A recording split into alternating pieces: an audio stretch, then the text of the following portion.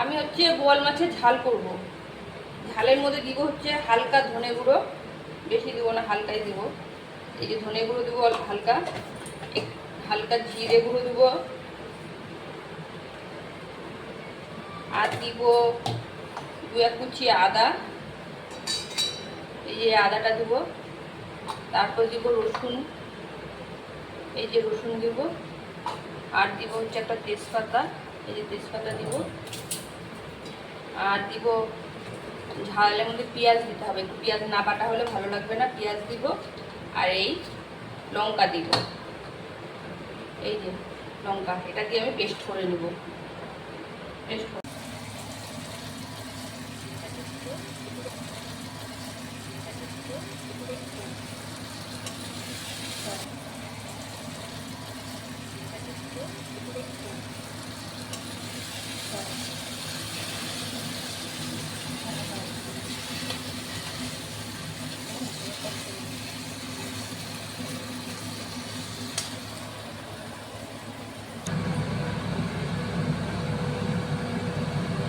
তাহলে আমাদের বোয়াল মাছের ঝাল কমপ্লিট রান্না। এইভাবে রান্নাটা একবার করে খেয়ে দেখবেন। আর আগেও বলেছি যে এই চ্যানেলটা আমরা স্বামী স্ত্রী দুজনেই চালাই। কখনো রান্নার আইডিয়া আমার স্ত্রীর থাকে, কখনো আমার থাকে, কিন্তু সম্পূর্ণ রূপদানটা ওই দেয়, আমার স্ত্রী দেয় রূপদানটা। তাই আপনারা এই ভিডিওটা অবশ্যই দেখবেন, দেখে রান্না করবেন, খেয়ে দেখবেন। আর ভিডিওটা ভালো লাগলে লাইক, কমেন্ট, শেয়ার অবশ্যই করবেন। ধন্যবাদ।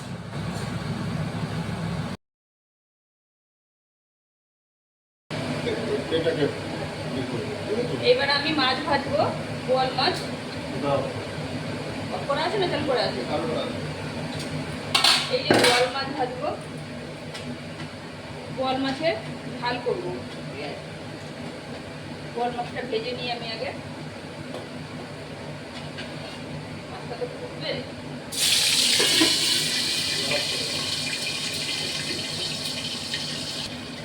আমি ঝাল করার জন্য এখানে মশলা নিয়েছি, লঙ্কা নিয়েছি, পেঁয়াজ নিয়েছি, রসুন নিয়েছি,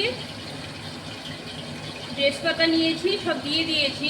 ওই জন্য আদা 2-4 কুচি আদা নিয়েছি, আর একটু ধনে গুঁড়ো, একটু জিরা গুঁড়ো নিয়ে এবার আমি এটাকে পেস্ট করব।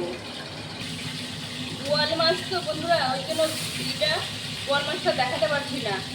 এই যে ভেজে নামিয়েছি, প্রচণ্ড হাই ফুটছে। হ্যাঁ, এত ফুটলে বলে তো বুঝতেই পারছেন গায়ে গায়ে পড়বে। ওই জন্য বোয়াল মাছটা ভাজাটা দেখাতে পারছি না, ভাজাটা হয়ে গেলে দেখাবো।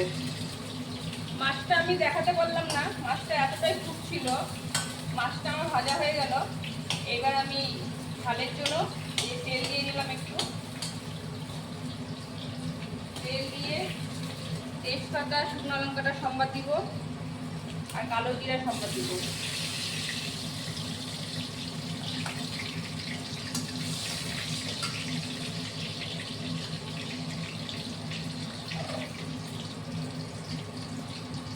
কালো জিরা।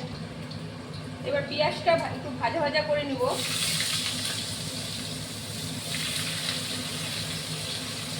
ভাজে পেঁয়াজ লাগবে, পেঁয়াজ দিয়ে তো করবো, পেঁয়াজটা একটু ভাজা ভাজা করে নেবো। ভাজা ভাজা হলে তাকে হলুদ লবণটা দিব।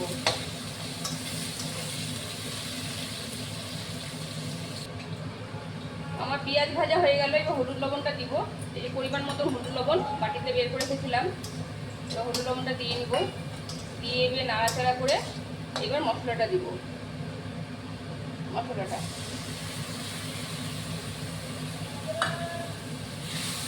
দিয়ে দিলাম।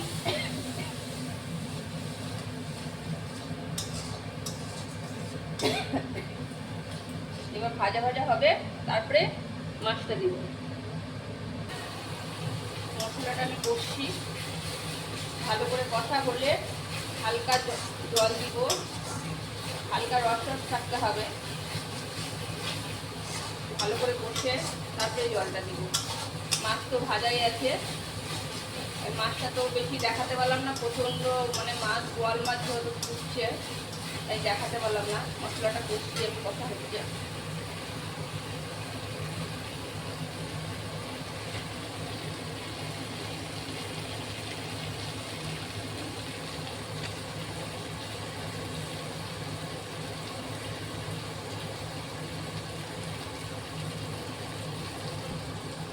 আমার মশলা ভাজা হয়ে গেছে, মশলাটা কষে নিয়েছি, কষা হয়ে গেছে। এবার হালকা ঝোল দেবো, একটু মাছটা যাতে একটু সিদ্ধ হয় সেইভাবে ঝোলটা দিব। মাছটার মধ্যে ঝোলটা না ঢুকলে ভালো, লবণ না ঢুকলে ভালো লাগবে না ঝাল, এই জন্য একটু ঝোলটা দিলাম। একটু ঝোলটা ফুটবে, তারপরে মাছটা দিব।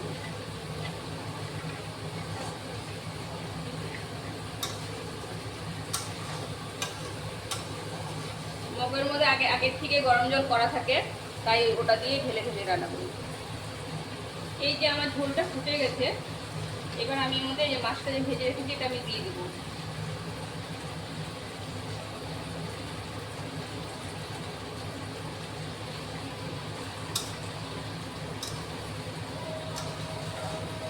একদম গামাখা করবো, হালকা রস থাকবে।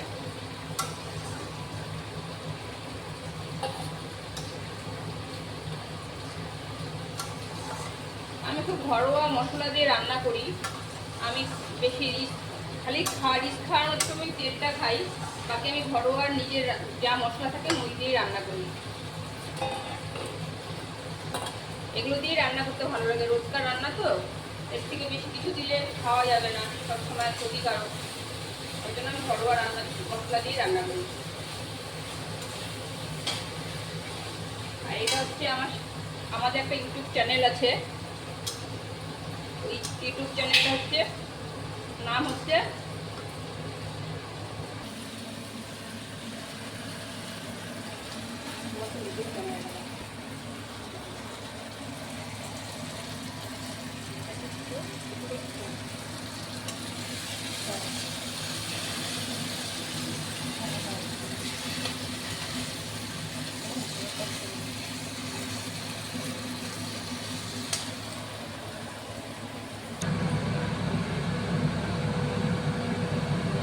তাহলে আমাদের বোয়াল মাছের ঝাল কমপ্লিট রান্না। এইভাবে রান্নাটা একবার করে খেয়ে দেখবেন। আর আগেও বলেছি যে এই চ্যানেলটা আমরা স্বামী স্ত্রী দুজনেই চালাই। কখনো রান্নার আইডিয়া আমার স্ত্রীর থাকে, কখনো আমার থাকে, কিন্তু সম্পূর্ণ রূপদানটা ওই দেয়, আমার স্ত্রী দেয় রূপদানটা।